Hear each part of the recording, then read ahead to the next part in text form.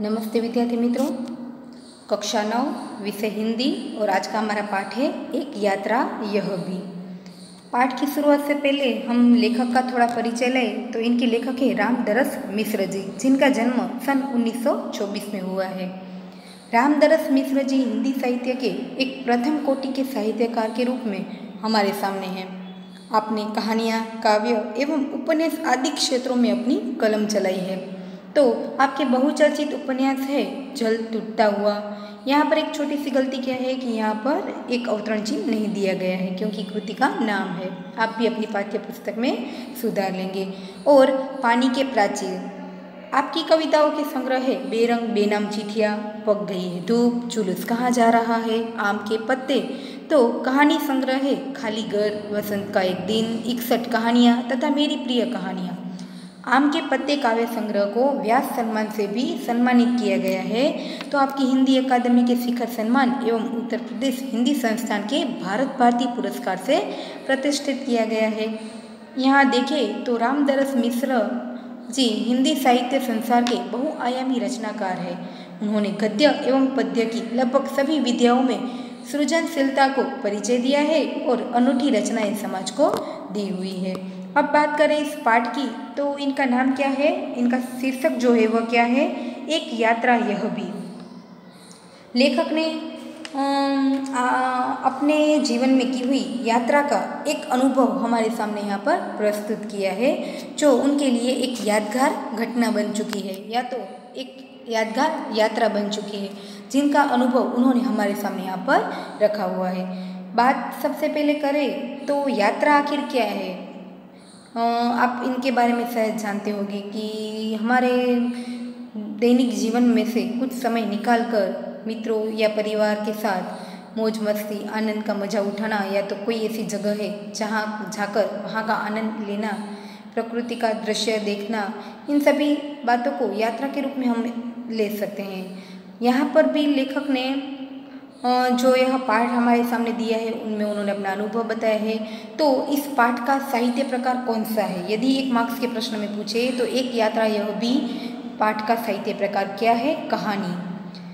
कहानी सुनना सबको पसंद है, राइट। यहाँ पर एक ऐसी ही कहानी आज मैं आपको सुनाने वाली हूँ, जिनमें स्त्री जो है उनका क्या महत्व है, या तो नारी सम्मान की बात, या तो हम देखें तो नारी के प्रति एक प्रकार का जो दृष्टिकोण है, या तो स्त्री सुरक्षा, उनकी सम्मान के बारे में बातें करते हुए हमने कई लोगों को सुना है, परंतु स्त्री सम्मान आखिर क्या है वह करके भी दिखाना एक ऐसे ही महत्वपूर्ण बात को इस कहानी में यहाँ पर समझाने का प्रयत्न किया है।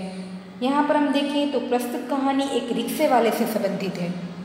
आप यहाँ देख सकते हैं कि प्रस्तुत कहानी में रिक्शे वाले से परिचित होने पर उसके जीवन की घटनाओं से नारी के प्रति उसका जो दृष्टिकोण देखकर तथा जीवन में उतारे गए कर्तव्य बोध से प्रेरणा प्राप्त होती है।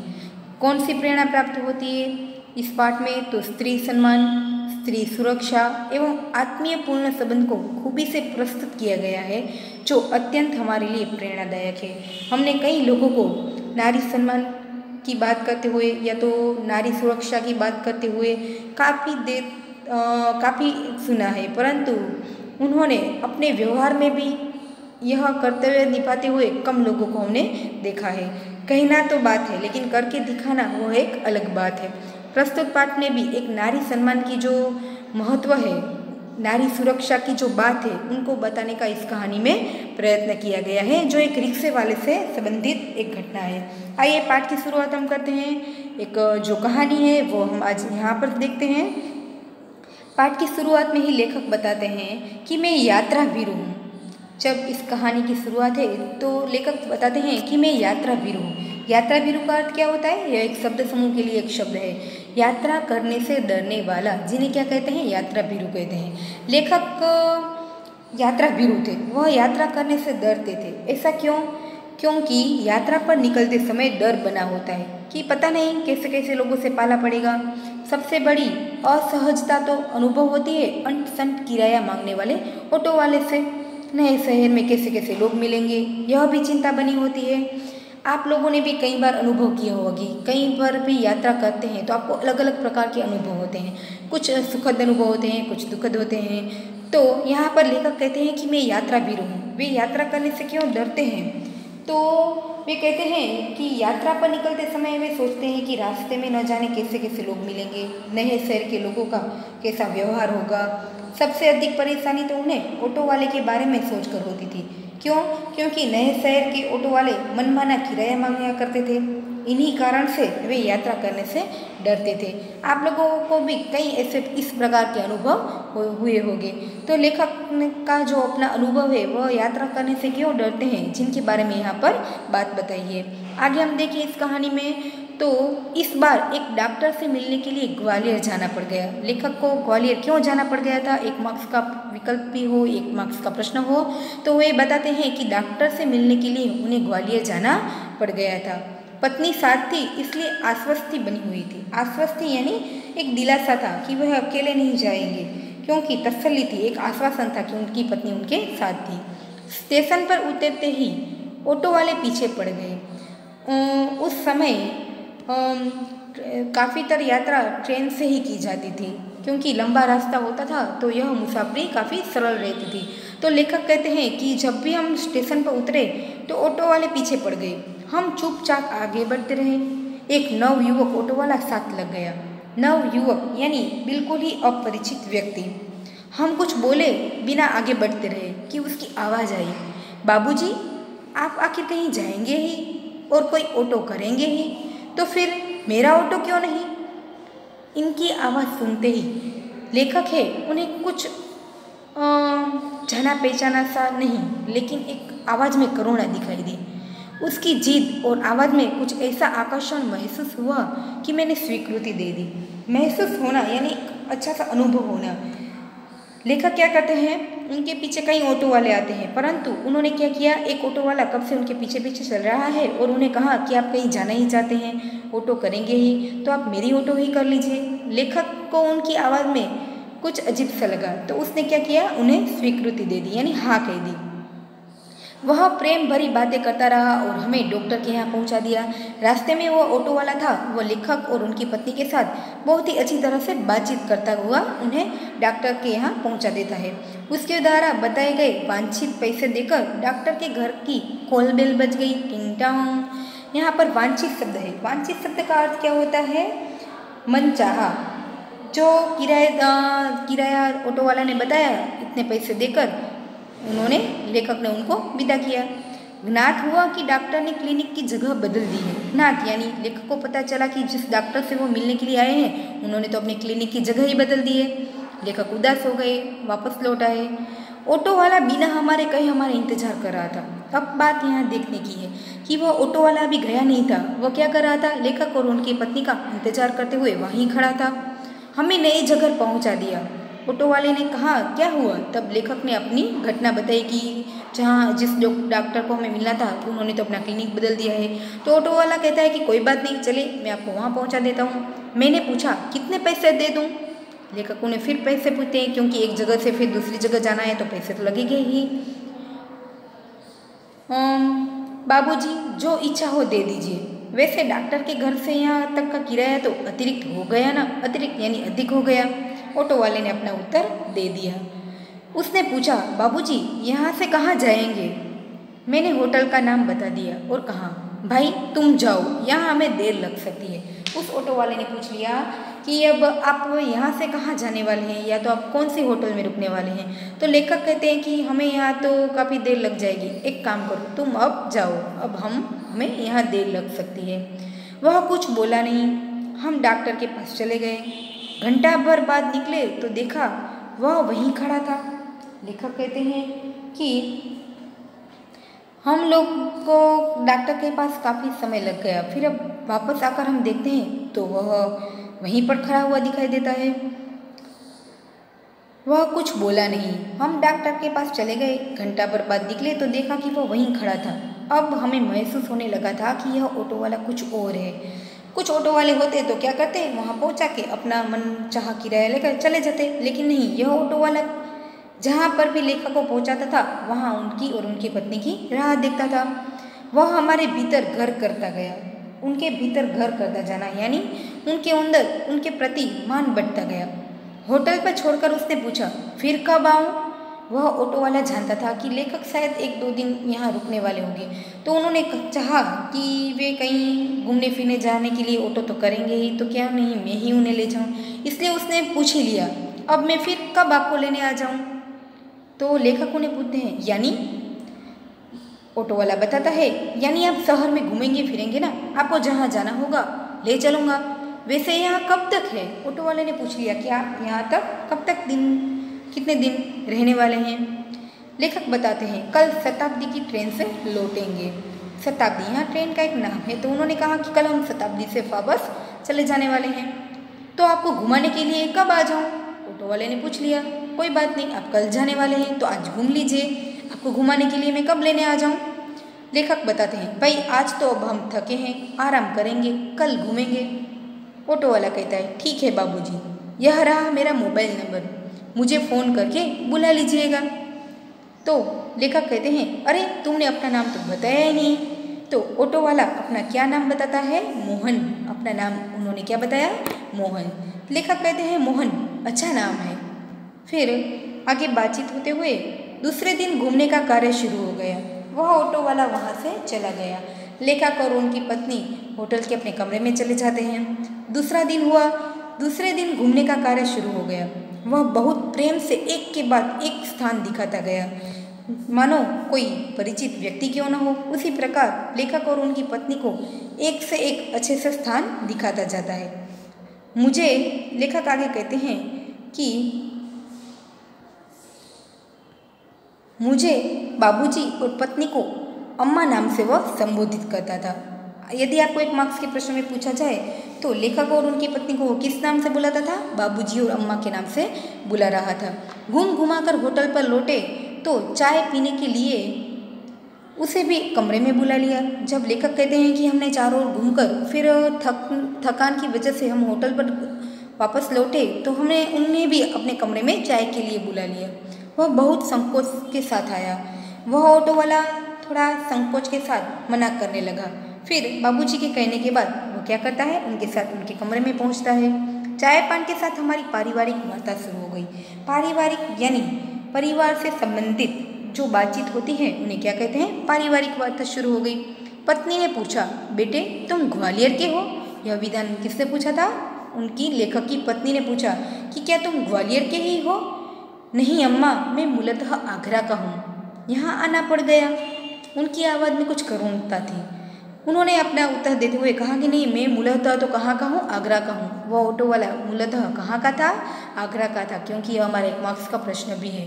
उन्हें यहाँ आना पड़ गया था। क्यों उन्हें यहाँ आना पड़ गया? उनकी बात वे आगे बताते हुए कहता है कि लेखक कहते हैं, हमें लगा कि वह यह कहते कहते कुछ भर आया था। कहते कहते कुछ भर आना यानी वह कुछ करुणता की ओर मुड़ गया था। शायद उनके साथ कुछ नापसंद ऐसी कोई घटना घटित हुई हो, इसलिए लेखक कहते हैं कि चुप रहे। लेकिन वह स्वयं बोलने लगा, आगरा में अपना घर है, माँ बाप तो बचपन में ही गुजर गए हैं। बड़े भाई ने मेरी परवरिश की है। परवरिश यानी उनका माता पिता के बाद उनका पालन पोषण किया है। भाई वकील है और मैं BA पास हूँ। मोहन पढ़ा हुआ था, ऐसा नहीं था कि अनपढ़ लड़का था, वह तो BA पास किया हुआ था। कोई नौकरी खोज रहा था कि, और आगे बात अधूरी छोड़ देते हैं। ऐसा क्यों हुआ था? तो वह आगे बताता है कि एक चुप्पी सी छा गई। एक चुप्पी सी छा जाना यह हमारा एक मुहावरा है जिनका अर्थ होता है खामोशी आ जाना। लेखक उनकी पत्नी उनसे बातचीत करते हैं तो बीच बीच में थोड़ी सी खामोशी छा जाती है। हमें लगा कि इसके साथ कोई अवांछित घटना हुई है। अवांछित जिनका अर्थ होता है न चाही हुई, ना पसंद हो, ऐसी कोई घटना उनके साथ घटी है। उसे छेड़ा नहीं, किंतु उसने फिर कहना शुरू किया, मैं नौकरी की तलाश में इधर उधर भटक रहा था। एक दिन भटक कर लौट रहा था कि रास्ते में एक परिचित लड़की मिल गई, बदहवास। और बदहवास यानी विकल, घबराई हुई, गिगियाती हुई बोली। गिगियाना यानी करुण स्वर में प्रार्थना करती हुई बोली, मोहन मुझे बचा लो। उस लड़की ने मोहन से क्या कहा? मोहन मुझे बचा लो। यह विधान कौन बोल रहा है? एक परिचित लड़की उनसे मिल जाती है और वह उनसे बोलती है। लेखक और उनकी पत्नी यह बात सुनने के लिए उत्सुक हुए। आगे वह कहते हैं, क्यों, क्या हुआ? मोहन उन्हें पूछ बैठता है, क्या हुआ? तो लड़की उत्तर देती है कि मेरे माँ बाप एक अधेड़ के हाथ मुझे बेच रहे हैं। अधेड़ का अर्थ होता है अधिक उम्र वाला, यानी बड़ी उम्र का एक व्यक्ति। मैं कुएं में गिरकर जान दे दूंगी, किंतु उस खसुट अधेड़ के साथ नहीं जाऊंगी। खसुट का अर्थ होता है अप्रिय। यह भी हमारा एक समानार्थी शब्द है। वह कहने लगी कि मोहन मुझे बचा लो, मेरा जो पिता है, मेरा पिता मुझे एक बड़े उम्र के लड़के के साथ उन्हें बेच रहे हैं। मैं गिरकर अपनी जान दे दूंगी, परंतु इस अप्रिय व्यक्ति के साथ नहीं जाऊंगी। मैं बहुत असमंजस में पड़ गया। फिर जो मोहन था वह लेखक को कहते हैं कि उस वक्त में बहुत असमंजस में पड़ गया, कि दुविधा में पड़ गया कि अब मैं क्या करूं, कर भी क्या सकता हूँ। मुझे लगा कि स्टेशन चलना चाहिए। मोहन ने बहुत ही अच्छा लड़का था और शिक्षित भी था। तब उसने सोचा कि इस लड़की की मैं अब मदद किस प्रकार करूं। वहाँ उसे ले गया और थानेदार से हकीकत बयान करना, यानी जो भी घटना हुई है वह उन्होंने बता दिया। वे कुछ देर सोचते रहे कि क्या किया जा सकता है। थानेदार भी सोच में पड़ गए। थानेदार साहब बोले, इसकी FIR लिखकर इसके माँ बाप को हवालात में बंद कर देता हूँ, लेकिन फिलहाल चिंता इस लड़की की है कि आखिर इसके लिए क्या किया जाए। हवालातदार ने भी कहा, वे भी बहुत ही अच्छे आदमी थे। उन्होंने क्या कहा कि इनके माता पिता को शायद मैं अभी हवालात में बंद कर दूं, परंतु मुझे चिंता इस लड़की की है कि इनके लिए अब क्या किया जाए। थानेदार साहब बोले और फिर आगे बात हुई कि एक छोटी सी चुप्पी के बाद वे एकाएक बोले, तुम्हारी शादी हो गई है? मैंने न में सिर हिलाया। थानेदार जी वे क्या करते हैं, मोहन से पूछ बैठते हैं कि क्या तुम्हारी शादी हो चुकी है? मोहन कहता है कि जी नहीं। तो बोले, तुम इससे शादी क्यों नहीं कर लेते? जो हवलदार थे उन्होंने तुरंत ही मोहन के सामने यह प्रस्ताव रख दिया कि यदि तुम्हारी शादी नहीं हुई है तो तुम ही इस लड़की के साथ शादी क्यों नहीं कर लेते? मैं तो इस आकस्मिक प्रस्ताव से चकरा गया। आकस्मिक यानी तुरंत ही आया हुआ, यह अचानक से आया हुआ यह प्रस्ताव देखकर मोहन भी घबरा गया, किंतु कुछ पल बाद लगा कि इसमें बुराई क्या है। मोहन सोचने लगा कि यदि वे कह रहे हैं तो इसमें बुराई कौन सी है। मैंने कहा, सर इससे तो पूछ लीजिए। मोहन घबरा कर बोला कि एक बार इस लड़की को तो पूछ लीजिए कि आखिर वो क्या चाहती है। थानेदार ने उससे पूछा तो उसने स्वीकृति सूचक सिर हिला दिया। लेकिन आ गया। लड़की को थानेदार जी ने पूछा कि क्या तुम इनसे शादी करना चाहती हो? तो लड़की ने स्वीकृति में अपना सिर हिला दिया, यानी हाँ कह दी। लेकिन क्या मोहन? बाबूजी, लेकिन यह कि भाभी अपनी बहन से मेरी शादी करना चाहती है। जो मोहन था उनके जो बड़े भाई थे, उनकी पत्नी है, उनकी बहन से उनकी भाभी जी उनकी शादी करना चाहती थी। बात तय हो चुकी थी। फिर बाबूजी, मैंने सोचा भाभी जी की बहन से तो कोई भी अच्छा लड़का शादी कर लेगा, वहाँ कोई संकट नहीं है, क्योंकि वे जानता था कि भाभी जी भी बहुत अच्छी है, उनके भाई भी बहुत अच्छे हैं और उनकी भाभी जी के जो पियर यानी कि उनकी माता पिता थे वे भी अच्छे थे। उनकी बेटी के लिए कोई अच्छा लड़का ढूंढ सकते हैं। लेकिन इस लड़की की तो जिंदगी खतरे में पड़ी हुई थी। लड़की सुंदर भी है, परिचित भी, और सबसे अहम बात यह है कि संकट में है। मोहन सोचने लगा, यदि मैं अपनी भाभी जी की बहन के साथ शादी नहीं करूँगा तो उनको तो कोई भी अच्छा लड़का मिल जाएगा। बात इस लड़की की है जो उनका पिता उन्हें अधेड़ के साथ बेच रहा है, वह संकट में है। इससे विवाह करना प्रीतिकर भी होगा और मानवीय भी होगा। उसने सोचा कि यदि इस लड़की के साथ शादी की जाए तो उनकी ज़िंदगी बच सकती है। आगे वे कहते हैं कि यदि लेकिन आ गया। हाँ, अब समस्या यह है कि विवाह एकदम तो न हो जाएगा। ऐसे ही बात की और विवाह कर लेना कोई आम बात तो है ही नहीं। यदि लड़की घर गई तो फिर वही बेच दी जाने का संकट है। मैं साथ ले जाऊं तो भैया भाभी नाराज हो गए। इसके माँ बाप मेरे ऊपर लड़की भगाने का केस भी कर सकते हैं। आप जानते हैं कि अब बुरी बात है तो तुरंत ही मोहन को जेल हो सकती है। जब मैंने थानेदार के सामने यह समस्या रखी तो वे बोले, कुछ दिन के लिए इसे मैं नारी केतन में रखवा देता हूँ। थानेदार साहब बहुत ही अच्छे आदमी थे। उन्होंने क्या कहा, यदि तुम्हारी यही समस्या है तो मैं इस लड़की को थोड़े दिन के लिए नारी केतन में, यानी कि जहाँ नारियों की सुरक्षा के लिए कार्य किया होता है, वे कहते हैं मैं उनको वहाँ रखवा देता हूँ। लड़की से माँ बाप के खिलाफ शिकायत लिखवा कर रख देता हूँ ताकि उनके लड़की के माँ बाप और कोई आगे उन्हें बेचने का विचार ना कर सके। 15 दिन बाद उन्होंने मंदिर में उससे मेरी शादी करवा दी। देखिए यह थानेदार साहब कैसा व्यक्ति था जिन्होंने क्या किया, मोहन की उस लड़की के साथ 15 दिन के बाद मंदिर में शादी करवा दी। मैंने कहा, मोहन, ऐसे थानेदार कहाँ होते हैं? यह विधान लेखक कहते हैं कि मोहन, क्या सचमुच ऐसा हुआ था? ऐसे थानेदार तो नसीब जोग से हमें मिलते हैं। मुझे तो इस घटना पर विश्वास ही नहीं हो रहा है। लगता है कि मैं कोई कथा सुन रहा हूँ। लेखक जब मोहन से उनकी पूरी घटना सुनते हैं तो लेखक को भी इस घटना से आश्चर्य होता है। उन्हें लगता है कि कोई वह कथा सुन रहे हैं। मोहन कहता है, आप सही कह रहे हैं बाबूजी, लेकिन यह थानेदार कवि भी है। वह थानेदार जी साथ साथ एक कवि भी थे, कवि हृदय के थे, जिनके मन में लोगों के प्रति सहानुभूति, मानवता, एक प्रकार का लगाव था। कवि सम्मेलनों में वे बड़ी कविताएं पढ़ता है और उसकी कविताएं मानवीय संवेदना से भरी होती है। वह कवि था, इसलिए उनके हृदय में लोगों के प्रति एक मानवता की झलक दिखाई देती है। हाँ, तब ठीक है। लेखक कहते हैं कि यह अब ठीक बात है भाई, हर क्षेत्र में कोई ना कोई मसीहा दिखाई देता है। मसीहा का अर्थ होता है देवदूत। ऐसा देवता कहीं ना कहीं कोई रूप में हमारे सामने आ ही जाता है। हाँ, तब अब बात आगे होती है। तब यह कि मेरे भाई भाभी मुझसे खफा हो गए। खफा का अर्थ होता है नाराज हो जाना। वे कहता है कि इस घटना से मेरी भाभी जी और मेरा भाई मुझसे नाराज हो गए और हमें घर से निकाल दिया। एक तो मैंने उनकी साली से, आगे मोहन कहता है कि फिर उनके बाद जो घटना हुई वो तो ऐसी हुई कि मेरे इस विवाह से, आकस्मिक विवाह से मेरी भाभी जी और मेरा भाई मुझसे नाराज हो गए और उन्होंने क्या किया, घर से निकाल दिया। मैंने शादी नहीं की। एक तो उनकी बहन से शादी नहीं की और दूसरे जिस लड़की से की वह किसी और जाति की थी। तो तुम लोग ग्वालियर आ गए? लेखक फिर उन्हें पूछते हैं। हाँ बाबूजी, आगरा में हमारा निवाह होना ठीक नहीं था। निवाह यानी गुजारा करना कठिन हो गया।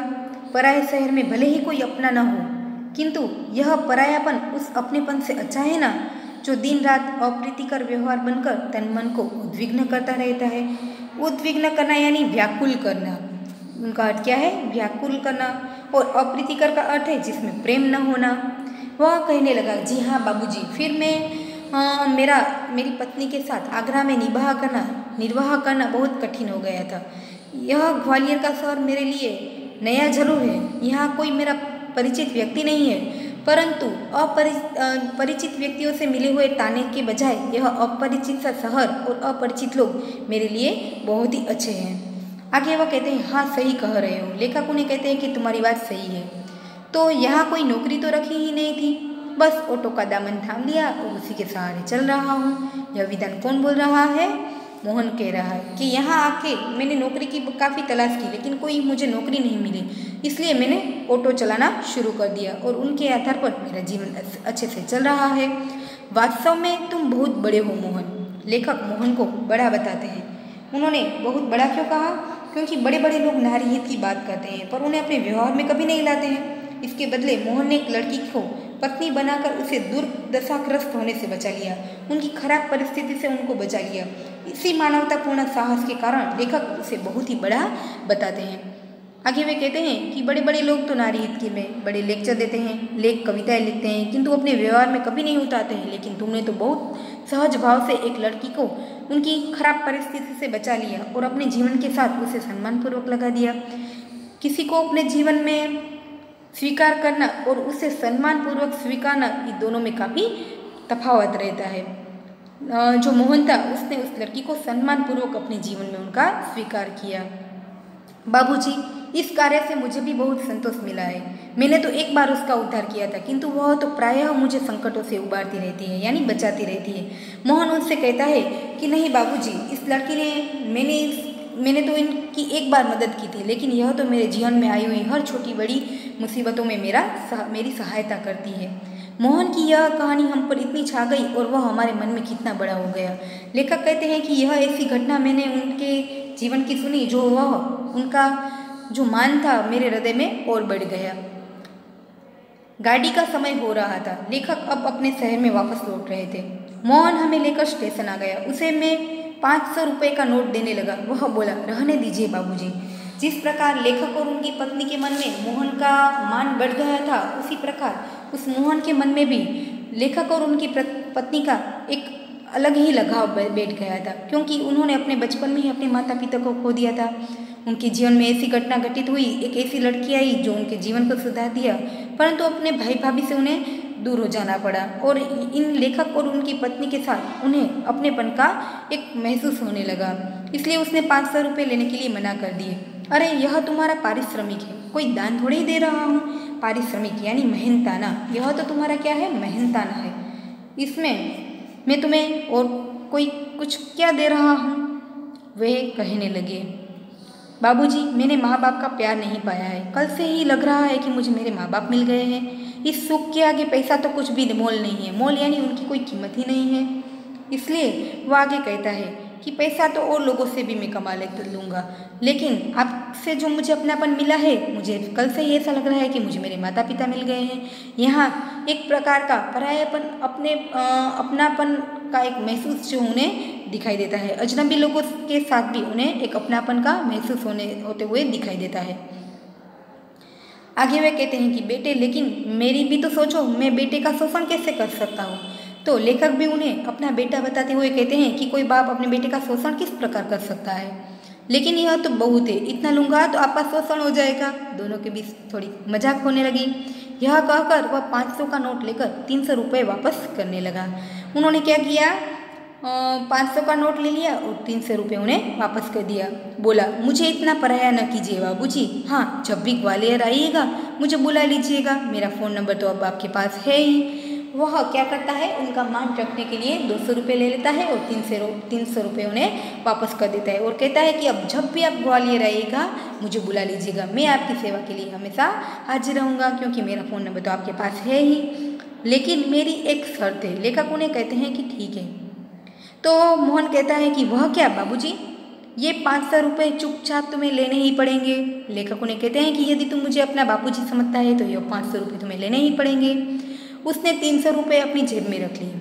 मोहन ने उनका मान रखते हुए 500 के 500 रुपये अपने पास रख लिए।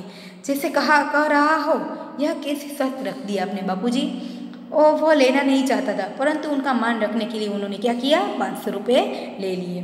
कुछ क्षण बाद बोला, बाबूजी आपका फ़ोन नंबर तो मेरे फ़ोन पर आ ही गया है, कभी कभी फ़ोन करता रहूँ क्या।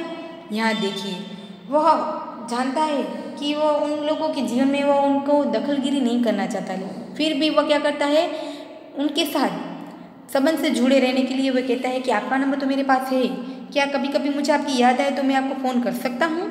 हाँ हाँ भाई, शौक से, मुझे अच्छा लगेगा। लेखक ने उत्तर दिया, हाँ हाँ, तुम्हें जब भी मेरी याद आए तो मुझे कॉल कर सकता है, हमें भी अच्छा लगेगा।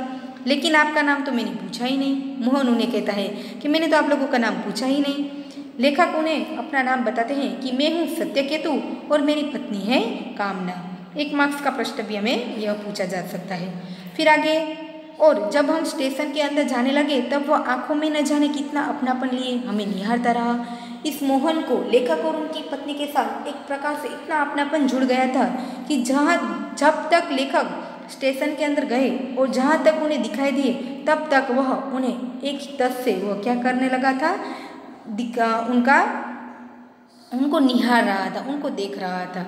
यहाँ पर आप देखेंगे कि पूरे पाठ में हमने पूरी कहानी सुनी, जिसमें एक ऐसे लड़के का परिचय जो हमें हुआ कि जिन्होंने एक लड़की की मदद तो की, लेकिन उनका सम्मानपूर्वक अपने जीवन में किस प्रकार उनका स्वीकार किया, और साथ साथ उन्होंने जो नारी सम्मान की जो यहाँ पर एक उदाहरण हमारे सामने रखा है, वह हम सभी के लिए एक प्रेरणादायक है। पूरा पाठ हमने देखा, पूरी कहानी हमने सुनी। इनके कुछ स्वाध्याय के जो प्रश्न हैं वे अब हम लोग क्या करेंगे, अपनी नोटबुक के रूप में लिखेंगे। आप यहाँ देखेंगे कुछ विकल्प आपके सामने यहाँ पर भी दिए गए हैं, जिनको आपको एक बार क्या करना है, पढ़ लेना है, और उनके स्वाध्याय के प्रश्न हम लोग अपनी नोटबुक में लिखेंगे। नमस्ते।